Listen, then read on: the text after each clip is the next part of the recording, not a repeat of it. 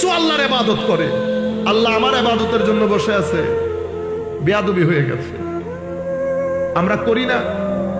ব্যবসা করি, বাণিজ্য করি, চাকরি করি, দূরাদূরির মধ্যে, তাড়াহুড়ার মধ্যে। মনে রাখবেন, নামাজের রুকন আরকান আছে, এটা আমি যখন পালন করব, সময় নিয়ে পালন করব না, আল্লাহু আকবার, সুবহানাকাল্লাহুম্মা বিহামদিক, এরকম না। এটা নামাজ না। আমার মা বোনরাও শুনছেন, আস্তে ধীরে সময় নেন। 4 রাকাত নামাজ পড়তে 5 মিনিটও লাগে না। সুবহানাকা আল্লাহ, আপনি যখন কথাগুলো পড়বেন মাথায় রাখেন আপনি কোন একজনের সামনে দাঁড়িয়েছেন, একজনের সামনে দাঁড়িয়েছেন। মনকে নরম করার চেষ্টা করেন। দাঁড়িয়েছেন যখন, বদ্ধতার সাথে দাঁড়ান, আল্লাহর দরবারে দাঁড়িয়েছেন, আল্লাহর দরবারে। ভিতর থেকে এটা ফিল করে ভিতরের জগতের মধ্যে পাহাড় চাপা দেন। বুঝার চেষ্টা করেন যে আপনি মালিকুল মুলকের সামনে দাঁড়িয়েছেন, যার কদমের মধ্যে ইমামুল মুরসালিন নবী সিজদায় পড়ে থাকতো, যাকে আমার আল্লাহ মুহাম্মদ বলেছেন, আহমদ বলেছেন, মাকামে মাহমুদ যাকে দান করেছেন, সেই ইমামুল মুরসালিন নবী যেই খুদার কুদরতের কদমের মধ্যে পড়ে থাকতো, সেই মাওলায়ে করিমের সম্মানে আপনি দাঁড়িয়েছেন। আপনি জায়গার মধ্যে আর নাই। এদেরকে বলা হয় মাহরুম, বঞ্চিত হয়ে গেছেন। যারা দেখানোর জন্য নামাজ পড়ে, যাদের ওযু পবিত্রতার ঠিক নাই, যারা আদবের খেয়াল করে না, যারা আমার আল্লাহর দরবারে দাঁড়াতে হবে এটার হায়া করে না, যারা জোহরের নামাজ পড়ে মানুষ ঠকিয়েছে, গালিগালাজ করেছে, প্রতারণা করেছে, সবকিছু করছে, সে একবার চিন্তা করছে না আসরের নামাজে কিন্তু মালিকের সামনে দাঁড়াইতে হবে। যখন আপনার নামাজের ট্র্যাকে আসবে তখন পুলিশ লাগে না। আপনি যদি উল্টাপাল্টা করেন আপনি জায়নামাজে দাঁড়াতে পারবেন না, হায়া এসে যাবে। আমার আল্লাহ কি মনে করবেন, আমার আল্লাহ কি মনে করবেন? সম্মানিত উপস্থিতি, এই মুসল্লি, এদেরকে বলে মাহরুম। এরা বঞ্চিত হয়ে গেছে, এরা নামাজের নিয়ামত থেকে বঞ্চিত, কুরবতে ইলাহির নিয়ামত থেকে বঞ্চিত, আল্লাহ রাব্বুল আলামিনের ইশক আদব মোহাব্বত থেকে বঞ্চিত, আমার নবীর ইশক আদব থেকে বঞ্চিত। আপনি মনে করছেন আপনি নামাজ পড়ছেন, যেই দিলের মধ্যে ইশকে রাসূল নাই সেই দিলের মধ্যে কখনো ইশকে ইলাহি থাকবে না। আপনি আসলেই বঞ্চিত, আসলেই বঞ্চিত। জমিনের মধ্যে যা কিছু বানিয়েছেন আমার আল্লাহ, সব এক জায়গায়, আমরা আরেক জায়গায়। আমাদের মেথর থেকে শুরু করে, সুইপার থেকে শুরু করে উপরের লেভেল। যেহেতু আমি মানুষ, আমার বানানোর পেছনে একটা উদ্দেশ্য আছে। সেই উদ্দেশ্যটা কি? তো সেই উদ্দেশ্যটা হচ্ছে প্রত্যেক ব্যক্তি দুনিয়া থেকে যাওয়ার আগে আল্লাহর সন্তুষ্টি নিয়ে যেতে হবে। সেটা 10 টাকার হোক, 20 টাকার হোক, 100 টাকার হোক, প্রত্যেক ব্যক্তি যার যার সামর্থ্য অনুযায়ী আল্লাহর সন্তুষ্টি নিয়ে যেতে হবে। মনে রাখবেন, আমার আল্লাহর সন্তুষ্টি কখনো ইবাদত ছাড়া আসে না। কি ছাড়া? ইবাদত ছাড়া আসে না। ইবাদত মানে কি? হায় হায়, মনে রাখবেন, আমার উপর আল্লাহ যে দায়িত্ব দিয়েছেন, সেই দায়িত্ব আল্লাহ এবং রাসূলের পথ মত অনুযায়ী আদায় করার নাম ইবাদত। ইবাদত শুধু মসজিদের মধ্যে নামাজ পড়ার নাম ইবাদত না। আপনি ব্যবসা করছেন, সেই ব্যবসার মধ্যে মানুষের হক খেয়াল করে আদায় করা, এটা ইবাদত। রাস্তা পরিষ্কার করছেন, ইবাদত। মসজিদ পরিষ্কার করছেন, ইবাদত। থানা বিল্ডিং এ আপনি মানুষের বিচার করে দিচ্ছেন, ইবাদত। মানুষের কাজ সহজ করে দিচ্ছেন, ইবাদত। ইবাদত একটা বিশাল বিস্তৃত। ঘরের মধ্যে আপনি, আমার মারা, বোনেরা, আমাদের আহলিয়ারা ঘরের মধ্যে পাকশাক করে আমাদেরকে খাওয়াচ্ছেন, এটাও ইবাদত। সবচেয়ে বড় ইবাদত কোনটা? তো সবচেয়ে বড় ইবাদত যিনি বানিয়েছেন তাকে সিজদা করা, তাকে সিজদা করা সবচেয়ে বড় ইবাদত। হায় হায় হায়, সিজদার মধ্যে কি হয়? তো সিজদার মধ্যে মানুষ তার শরীরের সবচেয়ে উৎকৃষ্ট যেটা অংশ, সেটাকে সবচেয়ে নিকৃষ্ট অংশের মধ্যে ফেলে রাখে মানুষ সিজদার মধ্যে। এই কারণে আমরা সিজদা কয়বার করি? 2 বার। হযরত আলী রাদিয়াল্লাহু তাআলা আনহুকে জিজ্ঞেস করা হয়েছিল, হুজুর, রুকু 1 বার, দুইবার, সিজদা দুইবার কেন? তো সিজদা দুইবার কারণ মিনহা খালাকনাকুম ওয়া ফিহা নুঈদুকুম ওয়া মিনহা নুখরিজুকুম তারাতান উখরা। এই মাটি থেকে তোমাকে বানানো হয়েছে, এই মাটিতে তুমি আবার ফেরত যাবে, এখান থেকে তোমাকে আবার তোলা হবে। প্রথম সিজদার মাধ্যমে তুমি বলতে চাও যে এই মাটির মাধ্যমে তোমাকে সৃষ্টি করা হয়েছে। সিজদা থেকে যখন তুমি উঠে দ্বিতীয় সিজদার মধ্যে যাও, তুমি বলতে চাচ্ছ আবার তুমি এখানে ফেরত যাবে। তুমি দ্বিতীয় সিজদা থেকে উঠে জানান দিতে চাচ্ছ এখান থেকে আবার আমাকে তোলা হবে, এখান থেকে আবার আমাকে তোলা হবে। যারা সিজদা দেন, তো আমার শরীরের মধ্যে সবচেয়ে গুরুত্বপূর্ণ অংশ আমার মাথা, সেই মাথার সবচেয়ে সম্মানজনক অংশ আমার কপাল। সেই কপালকে আমি ধরতির সবচেয়ে ময়লা জায়গার মধ্যে রাখি আল্লাহর সম্মানার্থে, আল্লাহর সম্মানার্থে। এই জন্য আল্লাহ এবং বান্দা দুইজন সবচেয়ে বেশি কাছাকাছি থাকে কোন অবস্থায়? সিজদার অবস্থায়। কিন্তু সেই সিজদার মধ্যে আমরা কত জায়গায় যে পড়ে থাকি তার কোনো ঠিক নাই। হায় হায়, আমরা কেউ সিজদা করি সুবহান রাব্বিয়াল আলা 3 বার বলে ফিনিশ, কেউ বছরের পর বছর সিজদা করছি। সেই কারণে উলামায়ে কেরাম বলছেন মুসল্লি কয়েক ধরনের হয়। প্রথম ধরনের মুসল্লি মুফলিহ। তো এরা কারা?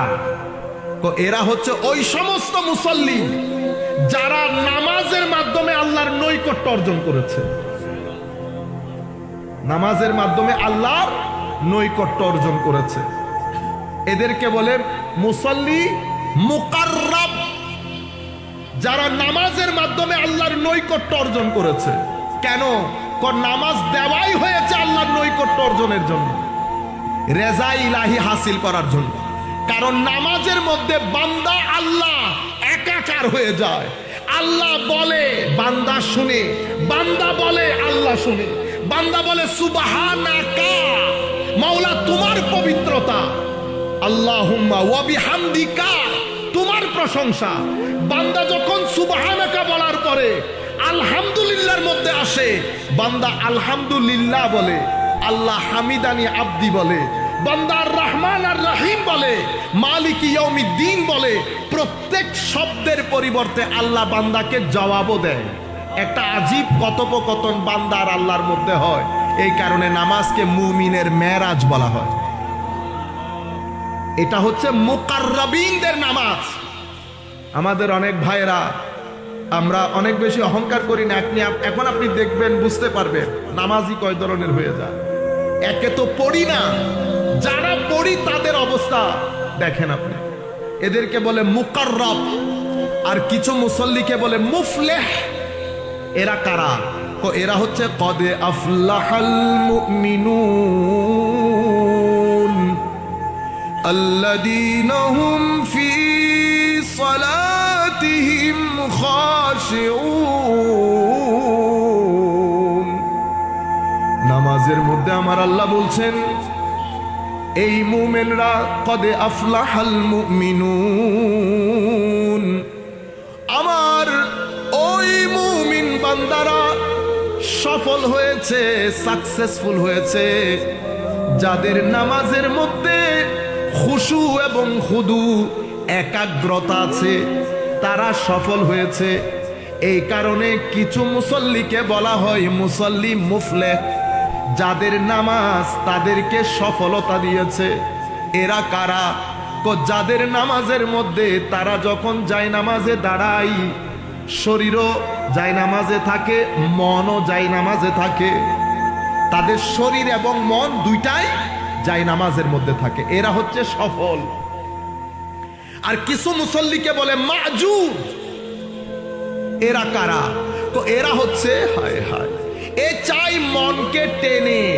আপনারা আমার কথা ক্লিয়ারলি বুঝতে পারতেছেন? বলতে চাচ্ছিলাম কিছু মুসল্লি আছে মাজুর। মাজুর মানি আমাদের মতো লোক, আমরা যখন দাঁড়াই মন বাইরে চলে যেতে চায়, মনকে ধরে এনে যায় নামাজে দাঁড় করে, আবার দেয় দৌড়, আবার টেনে আনি। আজীব এক যুদ্ধ। ওয়াল্লাযীনা জাহাদু ফীনা লানাহদিয়ান্নাহুম সুবুলানা। তো যারা আমাকে পাওয়ার জন্য আমাদের রাস্তায় চেষ্টা প্রচেষ্টা করে, মুজাহাদা করে, কষ্ট করে, আমি তাদেরকে আমার পথের দিশা দিয়ে দেই। আপনি যদি চেষ্টা করেন, আমার আল্লাহ বলছে আমি পথের দিশা দিয়ে দেই। এদেরকে বলে মুসল্লি মাজু। এরা যে টানা হেসরা করে, আমার আল্লাহ ক্ষমা করে দেন। 4 নাম্বার মুসল্লি। এরা কারা? হায়, এরা হচ্ছে মুসল্লি মাহরুম। এরা বঞ্চিত হয়ে গেছে, এরা বঞ্চিত হয়ে গেছে। কোন মুসল্লি? আমার আল্লাহ বলছেন ফাওয়াইলুল লিল মুসাল্লিন আল্লাযীনা হুম আন সালাতিহিম সাহুন আল্লাযীনা হুম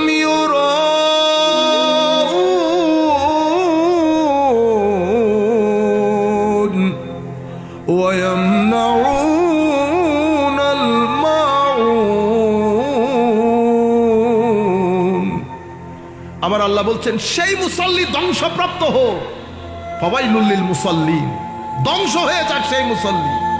আল্লাযীনা হুম আন সালাতিহিম সাহুন, এমন মুসল্লি যারা হায় হায় হায় নামাজ গিয়ে একেবারে নামাজের আদাব, নামাজের এটিকেটস, নামাজের একটা আদাব আছে না, নামাজের রুকন আছে, রুকন আদব এটিকেটস কোনো কিছুর পরোয়া করে না। তারা দুনিয়ার মধ্যে থাকে, সময় মিললে আসরের ওয়াক্ত চলে যাচ্ছে, জোহর চলে যাচ্ছে, পড়ব পড়ব পড়ব করে সময় চলে যায়, হয় পড়ে না, নতুবা একেবারে শেষ সময়ে গিয়ে দাঁড়ায় তাড়াতাড়ি। দাঁড়াইতে শেষ, নামাজ শেষ হইতে শেষ নাই 2 মিনিট নামাজ শেষ। আপনি কি করলেন এটা? কে বলছে আপনাকে নামাজ পড়তে? কেন পড়লেন এটা? আপনি কি মনে করেন আমার আল্লাহর এই এখানে পড়ে থাকা পাথর বলেন, কোরআন এবং হাদিস অনুযায়ী রুয়ে জমিনের প্রত্যেক কিছু আল্লাহর ইবাদত করে? আল্লাহ আমার ইবাদতের জন্য বসে আছে?